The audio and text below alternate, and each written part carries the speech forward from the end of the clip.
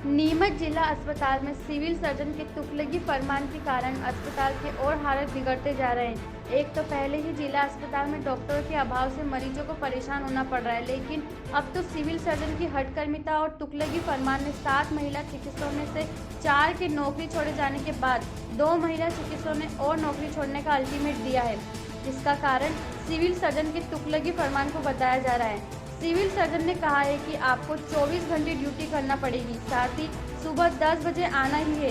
अब ऐसे में अब नौकरी कैसे कर सकते हैं, जिसके चलते अब 690 गांव के जिला अस्पताल के हाल बुरे होते नजर आ रहे हैं, क्योंकि जच्चा बच्चा ओपीडी में करीब 200 महिला मरीज रोज आती है, लेकिन एक महिला डॉक्टर होने से इस अस्पताल की हालत और बदतर होते नजर आ रहे हैं। वहीं जब हमने इस बारे में सिविल सर्जन से बात की तो अपने नियम कायदे कानून की बात कहकर अपना पल्ला झाड़ते हुए नजर आए।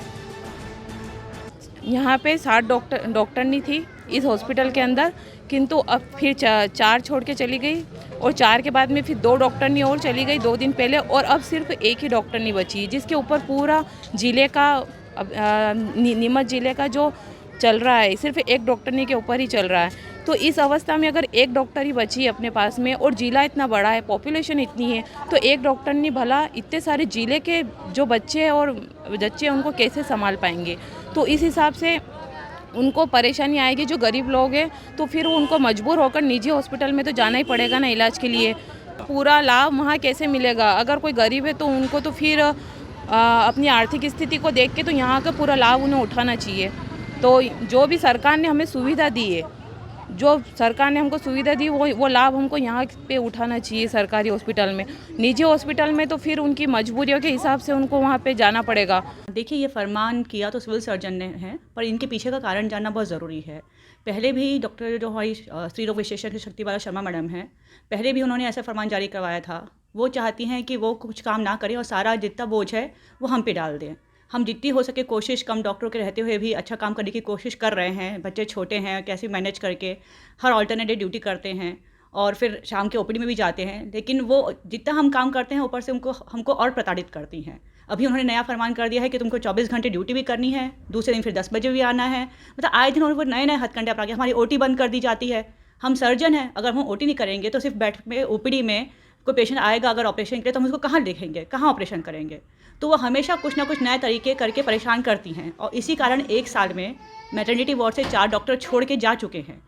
डॉक्टर को ज्वाइन करता है तो वो काम करने के लिए ही आता है हॉस्पिटल में, लेकिन ऐसे गंदे माहौल में जिसमें हमेशा स्ट्रेस रहे, इंसान काम से नहीं डरता है। जो मेंटल प्रेशर होता है, जो मेंटल मानसिक प्रताड़ना होता है, उससे ज़्यादा परेशान होता है। तो हम काम तो बहुत करना चाहते हैं, पर ऐसे मानसिक प्रताड़ना झेल झेल के मैम आए दिन डांटना, आए दिन किसी भी कारण से शोकॉज नोटिस देना, परेशान करना, तो मतलब ऐसे में तो बहुत मुश्किल होगा काम करना। बिल्कुल, हमने सबसे पहले अपने सिविल सर्जन सर को बताया कि सर नियम है, प्रिंसिपल सेक्रेटरी ने नियम बना रखा है कि ना मैटरनिटी में शिफ्ट वाइज ड्यूटी लगेगी, 8 से 2, 2 से 8, रात को 8 से 8, और उसमें साफ लिखा हुआ है कि जो नाइट ड्यूटी करके जाएंगे उनको नेक्स्ट डे मॉर्निंग में ऑफ दिया जाएगा। पर पता नहीं क्यों उन्होंने हमारे लिए ऐसा आदेश निकाल दिया है कि आपको ड्यूटी भी करनी है और नेक्स्ट डे 10 बजे आना भी है, जबकि उसी हॉस्पिटल में जो ट्रॉमा सेंटर में डॉक्टर कर रहे हैं वो 8-8 घंटे की शिफ्ट करते हैं और जो नाइट करके आता है उसको नेक्स्ट डे मॉर्निंग ऑफ मिलता है। उन सबके साथ एक नियम हो रहा है, पर पता नहीं सिर्फ हम दो मतलब महिला चिकित्सक के साथ ऐसा अलग से नियम पता नहीं वो क्यों निकालना चाह रहे हैं। हम कौन होते हैं एक्शन लेने वाले? हमने सिर्फ अपनी परेशानी बताई है, हमने सबको परेशानी बताई अपनी। हम तो चाह रहे हैं हम काम करें, लेकिन अगर अभी हमारी परेशानी नहीं सुनी जाएगी तो हम ऐसे माहौल में तो काम नहीं कर पाएंगे। फिर हमारे पास एक ही उपाय बचता है कि हम घर बैठ जाएँ। अपनी इतनी हमारी डिग्री, हमारी पढ़ाई का कोई मतलब ही नहीं रहेगा अगर हम मरीज को भी मतलब हम चाहते हैं मरीज को की सेवा दी जाए, लेकिन अगर हमारी बात मानी नहीं जाएगी तो हम घर बैठेंगे और क्या करेंगे? हम तो ये चाह रहे हैं इसलिए जल्दी निराकरण हो जाए ताकि मरीजों को भी फ़ायदा हो, हमें भी जॉब सेटिस्फेक्शन मिले, ताकि हम अच्छा काम करें तो हमें भी अच्छा लगे। पर हम जब भी अपनी तकलीफ बताते हैं तो शर्मा मैम तो साफ यही बोलती कि हाँ नौकरी छोड़ दो, मैं सब अकेले कर लूँगी।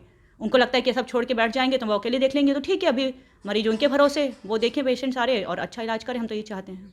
देखिए, हम लोग पिछले लगभग 7 से 8 सालों से सारी चीज़ों को मैनेज करते हुए हम लोग काम कर रहे थे, पर अभी हमको थोड़े दिन पहले ही आदेश दिया कि आप 24 घंटे ड्यूटी करेंगे, रात में आपको आना नहीं है, घर से ड्यूटी करनी है। पर ऐसा संभव नहीं हो पाता है क्योंकि हमारी ब्रांच ही ऐसी है कि हमको हर थोड़ी देर में कभी भी कोई कॉम्प्लिकेशन तुरंत होता है। ऐसे में हमको, अगर हम ऑन फ्लोर नहीं रहेंगे और घर से हम आए, एक तो रात को 2 या 3 बजे आना सेफ़ नहीं है, हम अपनी तरफ से सोचें। दूसरा, मरीज़ के ऊपर से देखें तो हमारे यहाँ मिनटों में जान चली जाती है और मिनटों में सेकंड्स के ट्रीटमेंट से मरीज़ की जान बचाई जा सकती है। ऐसे में अगर हमारे 10 मिनट आने में या 15 मिनट आने में या ये लोग अगर गाड़ी की व्यवस्था कर भी देते हैं तो भी ड्राइवर आएगा, हम जाएंगे तब तक आधा घंटा लगेगा। ऐसे में मरीज़ या बच्चे को कुछ हो जाएगा तो उसके जवाबदार कौन रहेंगे।